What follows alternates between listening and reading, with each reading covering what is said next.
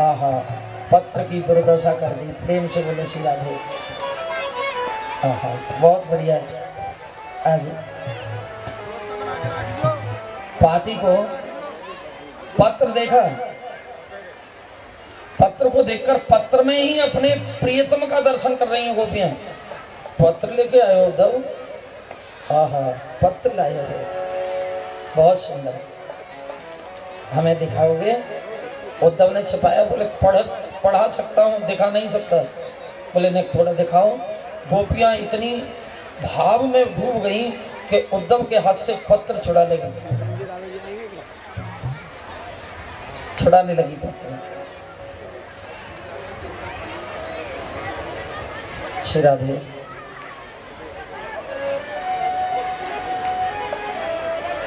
उद्धव जी महाराज गोपियों को कहा, बोले देखो, जिसके लिए तुम रो रही हो और जिसके लिए तुम इतनी विह्वल हो, उसका असली रूप क्या है मालूम है तुम्हें? बिनु पग चलहि सुनहि बिनु काना, बिनु कर कर्म करहि विधि नाना, आनंद रहित सकल रस भोगी बिनु वाणी।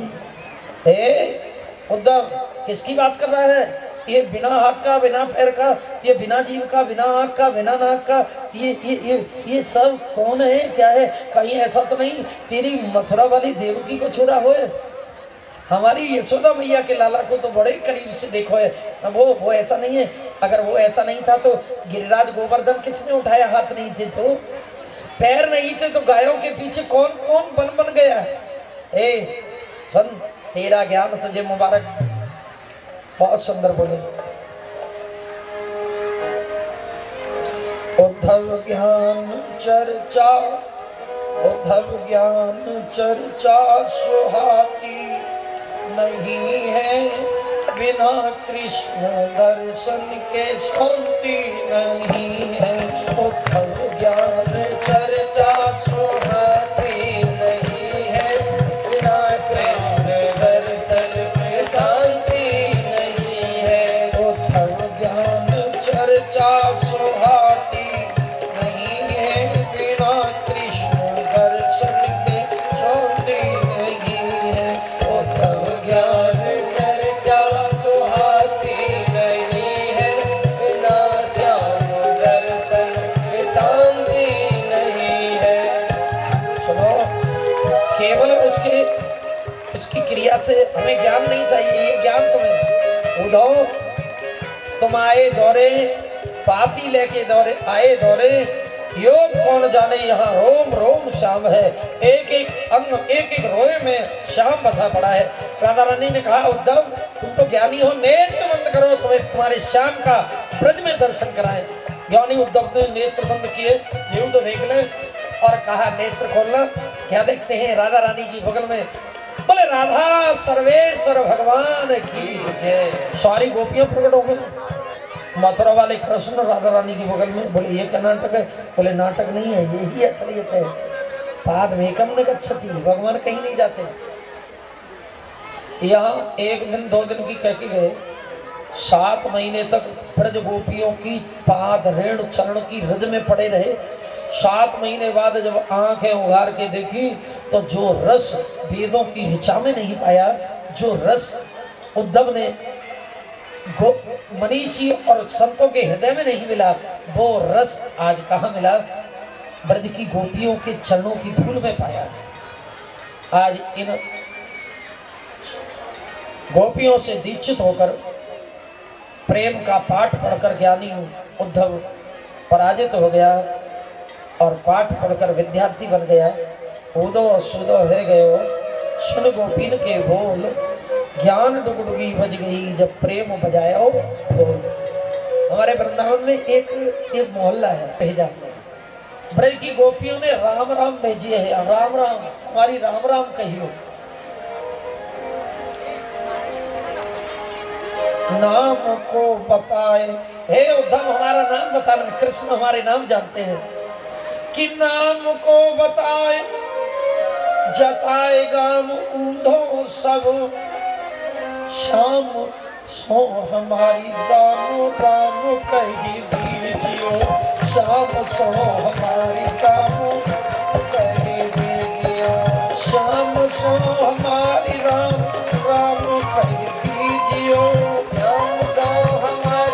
मैंने आज पहली बार माखन निकाला है। कृष्ण को मैया यशोदा के हाथ का माखन बहुत अच्छा लगता है। मेरे कृष्ण को लाला को देना और कहना बड़ी अम्मा ने भेजा है। हाथ में लिया, पैर टूट गया दब का, और कहना मैंने सुना है मथुरा का राजा हो गया है मेरा कृष्ण। रो पड़ी यशोदा मैया, कृष्ण के बिना जिया नहीं जा सकता। उद्धव मीरा का पद है राजस्थानी भाषा में, चाकर राखो बाग लगासो नित्य उठ दर्शन पासो श्याम मानो चाकर राखो जी। गिरधारी लला मनु चाकर राखो, वृंदावन की कुंज गलीन में गोविंद लीला गासो श्याम मानो चाकर राखो। मुझे नौकर बन के रहना थी, लेकिन बिना श्याम के कैसे रहूं, कहना मेरी कृष्ण सीधा करो। उद्धव ज्ञान को भूल गया, प्रेम और भक्ति का पाठ पढ़कर आया तो बस वहां से चला, गोप का भेष बनाया और एक ही नाम उच्चारण करके आया, कृष्ण राधे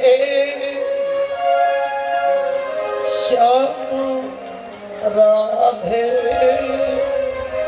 राधे राधे प्रिया प्रिया कृष्ण राधे श्याम राधे राधे राधे प्रिया प्रिया कृष्ण राधे श्याम राधे राधे राधे प्रिया प्रिया कृष्ण राधे राधे माई राधे राधे राधे प्रिया प्रिया। श्री कृष्ण भागकर रथ पर चढ़ गए, उतरने नहीं दिया, हाथ पकड़कर क्या पूछा, बोले उद्धव कुछ भी नहीं पूछा, एक दूसरे का इसने देखे, सही बता मेरी मैया यशोदा कैसी है, मैया की कुशल से पूछे मेरी मैया कैसी है। उद्धव ने कहा मैं तो करुणा का सागर मानता था कृष्ण, लेकिन तुम जैसा कठोर और निर्दयी मैंने दुनिया में कोई नहीं देखा। गोकुल को सुख छाड़ के यहाँ बसे हो आए, कृपावंत हर जान के ऊधों पकड़े पाम पकड़े। बढ़िया, सब समझ गया। नेत्र बंद करना उधो, ज्ञानी तो तू था ही, मुझे तो भक्ति की मोहर लगानी थी तेरे ऊपर, बस और क्या करना था। नेत्र खोल के देखो तो क्या देखा, कृष्ण के बगल में राधा रानी विराजमान है, यशोदा मैया विराजमान है, गोकुल नंद बाबा, संपूर्ण ब्रह्मंडल, गौ बछड़े सब। ये क्या नाटक है, बोले नाटक नहीं है, यत्र यत्र मनोयाति तत्र तत्र माधवा, जहाँ जहाँ मेरे भक्त रहते हैं वहाँ वहाँ मैं पाद मेघम गच्छति, मैं कहीं नहीं जाता। यहाँ निर्गुण और सगुण का संघर्ष जो था उसका समन्वय हुआ। विशिष्टाद्वैतवादी योग और समर्थित ज्ञानी उद्धव पराजित हुए। प्रेम लक्षणा भक्ति की प्रथम आचार्य ब्रज की पुरंदरी, ब्रज की गोपियां विजयी हुई, और इस संघर्ष के समन्वय के बाद आप भगवान श्री कृष्ण उद्धव को हस्तिनापुर भेजा, शांति प्रस्ताव लेकर पांडवों की ओर से, और स्वयं अक्रूर और कुब्जा के घर कृपा करने गए। यही 10वें स्कंद पूर्वार्ध पूर्णता को प्राप्त होता है। बोल गोविंद भगवान। अभी तो 10वें स्कंद पूर्वार्ध पूरा हुआ है, अभी उत्तरार्ध बकाया है।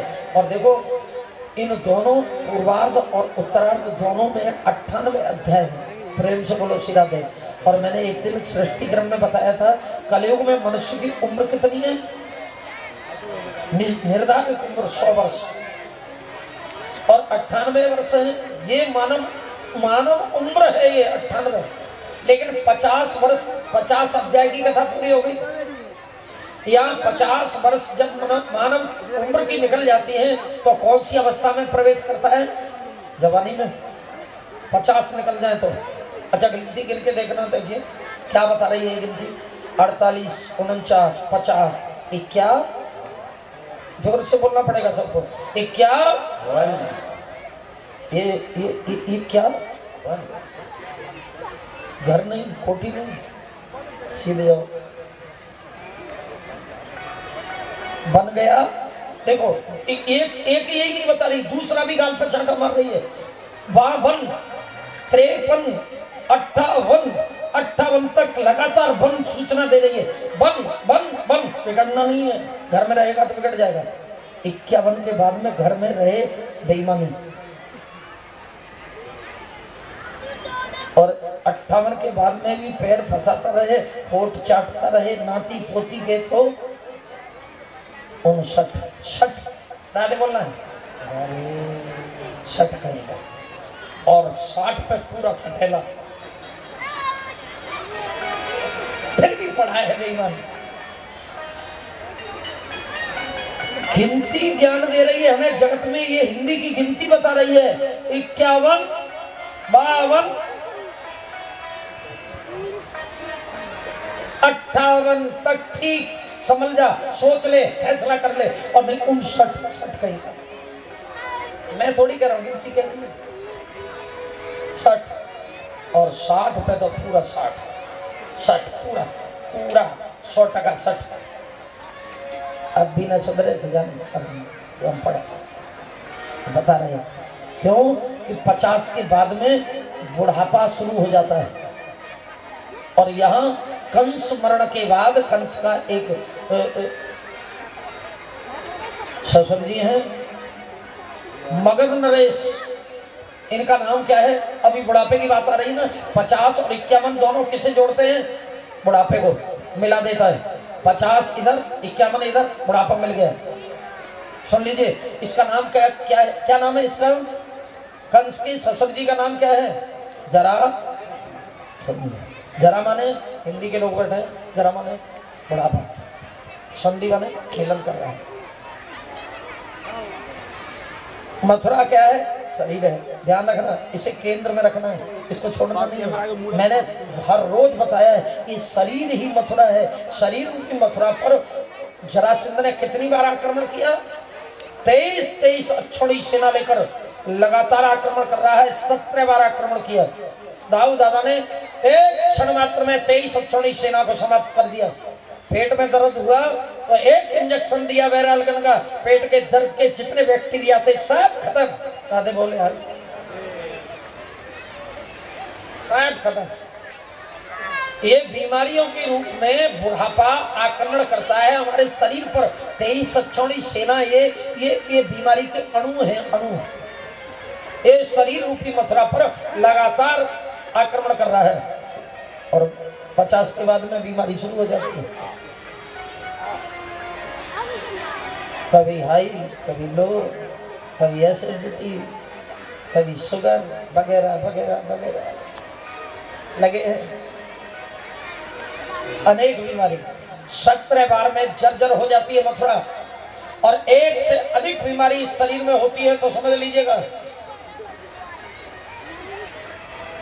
फिर दवाई दिलाने की आवश्यकता नहीं है, दिला लो। और नहीं तो फिर कपड़े वाले के यहाँ जाओ, 5 मीटर कपड़े लेके तकिया को निकालो, सर के नीचे रख दो। पिताजी को जाने कब विदा करना पड़ेगा।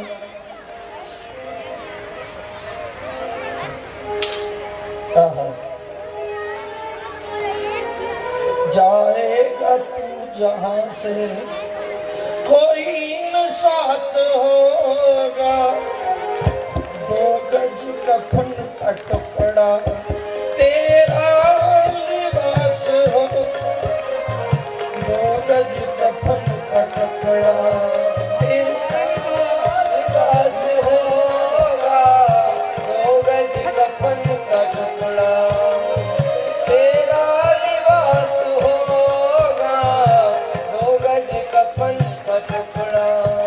ये ही साथ जाएगा, और ये भी कम शमशान घाट तक केवल, वहां नहीं जाने वाला जहां तू यात्रा कर रहा है। बड़ा जाने क्या क्या जटा जटा के रखा है, कुछ भी जाने वाला नहीं है। एक ही चीज जाएगी, तेरा सत्कर्म जाएगा, बस, और कुछ जाने वाला नहीं है। इसलिए जीवन में सत्कर्म की कमाई करनी चाहिए। आ गया समय, बुढ़ापे से संबंध जुड़ रहा है। इस मथुरा रूपी शरीर पर जरासंध रूपी बुढ़ापे ने 17 बार आक्रमण किया। पहली बार जरासंध को पकड़ लिया, दाऊ दादा हल मूसल के द्वारा मारना चाहते थे। कन्हैया ने कहा ना दादा, अरे यार दुश्मन को आए हुए को छोड़ दे। बोले छोड़ना ही है। बोले क्यों? क्यों छोड़ना है? बोले कि ये बिना कमीशन का एजेंट है यार, ये इकट्ठा करके लाएगा इन्हें और यहाँ बैठे बैठे ही इनको समाप्त करना है। हम कहाँ ढूंढेंगे दुष्टों को? भू भार हरना है, पृथ्वी का भार जो हरण करना है, ये बिना कमीशन का एजेंट बनेगा हमारा। वो ढेर सारे लेके आएगा, बैठे बैठे यहीं साफ करते रहो। अकेला लौट कर गया 17 बार, 23 24 से न समाप्त। लेकिन 18वीं बार मथुरा को चारों ओर से घेर लिया। 3 तरफ से यमन देश का राजा है काल्यावन, और एक तरफ से जरासंध, एक तरफ से बुढ़ापा आया और 3 तरफ से काल आया। काल और बुढ़ापा प्रीत करे जब तीनों भाई, तो उपजय सन्निपात। फिर तो चला चलिए है, गंगा जल वगैरह पिलाओ, गीता का पाठ सुना दो, अरे पापा जी से कहो, राम राम कहो। लेकिन अंतराम अरे मर गए कोशिश कर करके। एक बुड्ढा था, संत पहुंच गए, प्रेम करते थे, भंडारा देता था। संत पहुंच गए, संतों ने कहा जा रहे हो सेठ जी तो ना हो, एक काम करो, राम का नाम तो ले लो। उसके दामाद का नाम रामलाल था। अच्छा एक बात बताओ, तुम्हारी बेटी का जो पति है, बड़ी वाली बेटी का, उसका नाम क्या है? बोले बड़ी बेटी को पति, हाँ वही नाम है, और क्या नाम है मेरी समझ में ना आ रही। नाम कोई नाम है और काय को नाम, 1000 बात तो कह दी, लेकिन रामलाल नहीं कहा गया। अंतराम कहे आवत नहीं। अंतिम समय जिससे प्रीति की है वो ही अंतिम समय याद आता है, प्रीति नहीं की तो यह इसीलिए किया करते हैं योगी योग साधन, किस लिए हरदम फूकते रहते हैं तपस्वी तन मन, इसलिए हरदम अंतिम समय भगवान का नाम रसना पर आ जाए। समय आया आज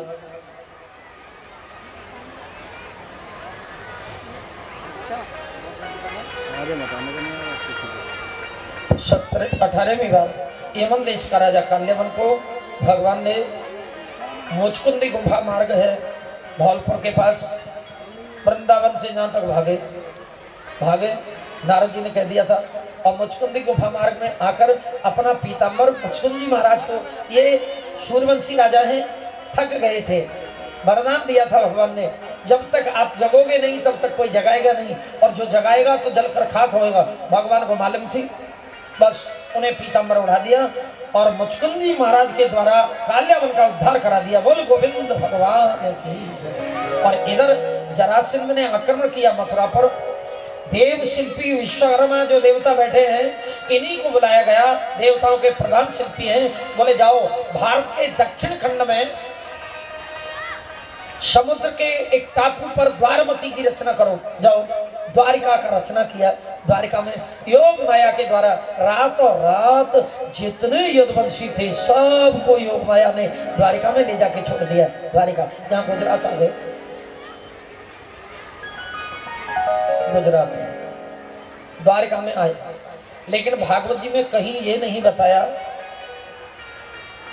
किस मार्ग से, कहाँ अहमदाबाद होके गए थे या बड़ौदा होके गए थे, या डाकोर जी होके सीधे निकल गए, या मोरबी होके गए, कोई पता नहीं है।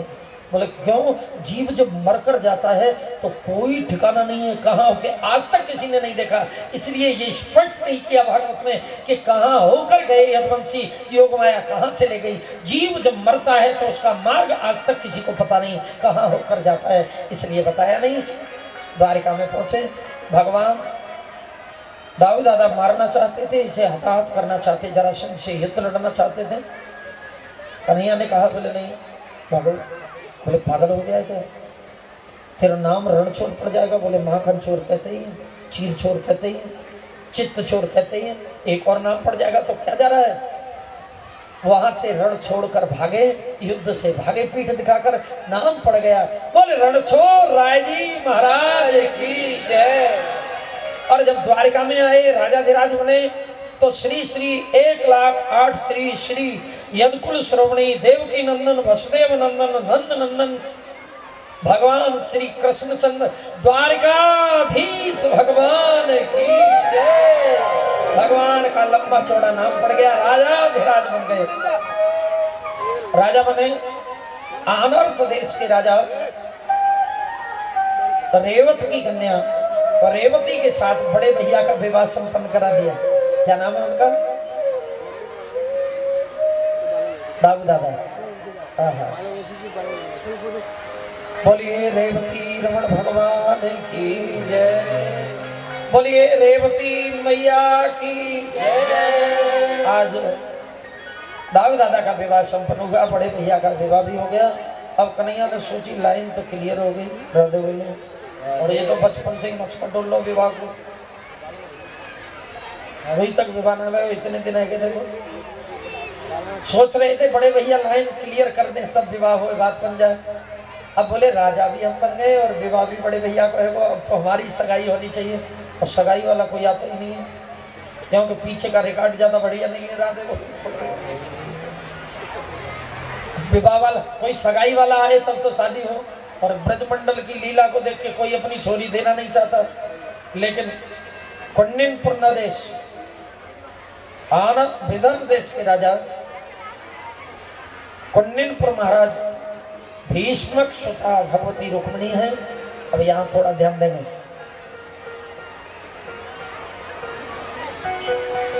और रुक्मिणी जी पहले समझ लेना क्या है, लक्ष्मी अंश स्वरूपा है।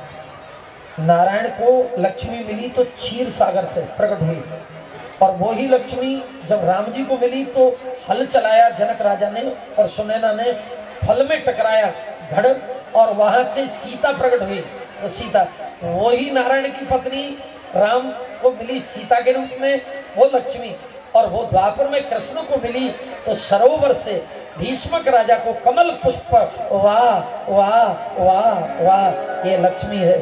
गोदी में लेके आए, रानी ने यहाँ आकर इन्हें लालन पालन किया, शिक्षा दिलाई, विदुषी बनाया, विवाह योग्य हो गई है। लेकिन एक बात समझ लीजिएगा, राजा भीष्मक है सागर, सागर सुता लक्ष्मी है। इसका भाई जो रुक्मी है वो विष है, विष। पति कौन मिलेगा? नारायण, कृष्ण नारायण है। और लक्ष्मी को संसार के लोग तीन तरह से भजते हैं, ध्यान दीजिएगा परिचय जी। लक्ष्मी सबके पास होती है, लेकिन तीन तरह से भजता है लक्ष्मी को। उत्तम कोटि का जो मनुष्य है वो लक्ष्मी को कन्या मानता है, पहले बढ़ाता है। मध्यम कोटि का मां मानता है, और निकृष्ट कोटि का जो गंदा आदमी होता है वो उसका मालिक बनने की कोशिश करता है। राधे बोलो। राधे राधे। मालिक, मैं इसका मालिक हूं, और मालिक बनता है तो नाश। लक्ष्मी की तीन गति है, दान भोग नाश। मालिक बनेगा तो वो मालिक, उसका पति उसे देखेगा, मेरी पत्नी का मालिक। मालिक कौन है उसका? नारायण, उसे दंड देगा तो वो नाश। भोग के रूप में सामान्य संपत्ति है तो अपने पढ़ाई लिखाई भोग में लगा दे, ये मध्यम कोटि का मनुष्य है। उत्तम कोटि का मनुष्य वो है कन्या को लालन पालन करे, 1 रुपया, 10 रुपया, 100 रुपया, 500 रुपये, 1000 रुपये, 10,000, लाख, 2 लाख, करोड़, अरब, और बहुत संपत्ति को बढ़ाए। और बढ़ जाए संपत्ति, जवान हो जाए, कन्या जवान हो जाए तो क्या करना चाहिए? कन्या जवान हो जाती है तो कन्या का पिता विवाह करता है। लक्ष्मी का विवाह किसके साथ होना चाहिए? नारायण के साथ। ऐसे कब होगा? सत्कर्म में अपनी लक्ष्मी को लगा दे। ऐसे शुभ कर्म में जो लक्ष्मी को लगाता है, अपने पैसे को लगाता है, तो नारायण के साथ का विवाह माना जाता है। यही उत्तम गति है। सोई धन धन्य प्रथम गति जाती है, वो गति प्रथम है। आइएगा, मेरा कहने का भाव है लक्ष्मी के साथ में नारायण का आज विवाह भगवती रुक्मिणी जी के साथ में। अपनी लक्ष्मी का सदुपयोग जिसे करना हो वो कर सकता है। आज बहुत सुंदर शांति के साथ बैठे रहेंगे। मेरी माताओं से मेरी एक विनम्र प्रार्थना है, आज भगवती रुक्मिणी का मंगल है, भगवान के साथ विवाह है। आज कोई भी माता अपने स्थान से उठेगी नहीं, ये पग धोने के लिए भी कोई नहीं उठेगा। आप मानसिक पूजा का 1000 गुना लाभ मिलता है, मन से पूजा करने का। आप बैठोगे, आपके पास में ही एक दो माताएं पहुंचेंगी, भाई लोग पहुंचेंगे। जो भी भेंट भगवान के दिए इस विवाह में देनी होगी वो आप बैठे बैठे देंगे। आज आरती में भी कोई खड़ा नहीं होगा, बैठ कर ही आरती। ये समझे कि मेरे हाथ में आरती का थाल लगाए, कोई भी, केवल परीक्षित की पत्नी ही केवल भक्त धुलाई करेंगे, कन्यादान लेंगे, संकल्प बोला जाएगा, आचार्य जी मंत्र उच्चारण करेंगे। सब लोग मन से अपने हाथ में रख लेना, जो भी भेंट करना हो आपके पास जो भी आता है सेवादार उस भेंट को डाल देना, तुम्हारा भगवान को स्वीकार होगा। यहाँ आने के बाद में कभी चैन कटती है, कल एक माता के पग में लग गई, मैं क्षमा चाहूंगा। निर्विघ्न यज्ञ संपन्न होने जा रहा है और इसमें कहीं विघ्न आए तो ये हमें भी अच्छा नहीं लगता। आप शांति बनाए रखें, एक जगह बैठे। हमारी सौगंध है, कोई माता रेलिंग के इधर नहीं आएगा, कोई भी नहीं आएगा, बिल्कुल हिलेगा नहीं। वही मेरे भाई लोग सब वहीं बैठेंगे, आपके पास कोई न कोई सेवादार पहुंचेगा, आप अपनी भेंट उसे दे सकते हैं, न दें बैठे रहिएगा, कोई चिंता नहीं है। आप अपने हृदय से अगर जो निकाल सकें निकाल दें, न निकालें बैठे रहें, लेकिन यहाँ आने की चेष्टा न करें। जय श्री कृष्ण, जय श्री राधे। अब बचपन से ही भगवती रुक्मिणी अपने पिता के यहाँ राज दरबार में गोदी में बैठी होती, लेकिन कभी कभी संत आते, ब्राह्मण आते, द्वारकानाथ कृष्ण यदकुल शिरोमणि कृष्ण की कीर्ति का बखान करते। तो 5 वर्ष की अवस्था में छोटी अल्प वय में इस रुक्मिणी ने भगवान श्री कृष्ण को पति रूप में वर्ण कर लिया। ऐसे पति को क्या वर्ण, ऐसे पति का क्या वर्ण करना है, ऐसे पति को क्या वर्ण जो जीवे और मर जाए, ऐसे पति को क्या वर्ण जो साथ भी न दे पाए। पति तो ऐसा चाहती छोड़ लो अब रह जाए, ऐसा संकल्प किया, मानसिक पति रूप में वर्ण कर लिया है भगवान को। अब धीरे धीरे धीरे धीरे उम्र बढ़ी, माता विवाह योग्य हो गई, लेकिन माता पिता के राजा भीष्मक की और भीष्मक पत्नी के आदेश बिना लिए इसके पुत्र जो विशावतार है रुक्मी, इसने अपने मित्र चांदेरी नरेश दंभोज पुत्र शिशुपाल के लिए अपनी बहन का विवाह तय कर दिया। लेकिन धीरे धीरे समय आया, आराम से, हम बिल्कुल आराम से बैठ जाइएगा, सब बैठ जाओ, सब बैठ जाओ।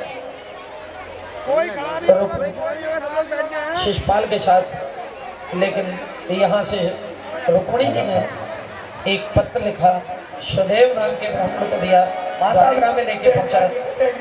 बैठी रहे माताएं, बैठी रहे, सभी भक्तजन बैठ जाए। स्वार्थी को लेकर ब्राह्मण को साथ लेकर बैठ जाए माताएं, बैठने के बाद अच्छा लगेगा। मैं आज नाराज हूँ आपसे, बिल्कुल नाराज है हम आपसे निवेदन कर रहे हैं, बैठ जाइएगा। मेरी माताएं जहाँ खड़ी हैं बैठ जाए, बिल्कुल बैठ जाए, बैठ जाइएगा। आज तो दुखी कर दिया आप लोगों ने। सभी माता बहनों से मैं भी अनुरोध कर रहा हूँ कि ब्याजी की बात का आदर करें, सबके छोटे से बड़ों के सबके पैर छू रहा हूँ, सभी बैठ जाएं। वास्तव में हमारी माता बहनें कितनी समझदार हैं,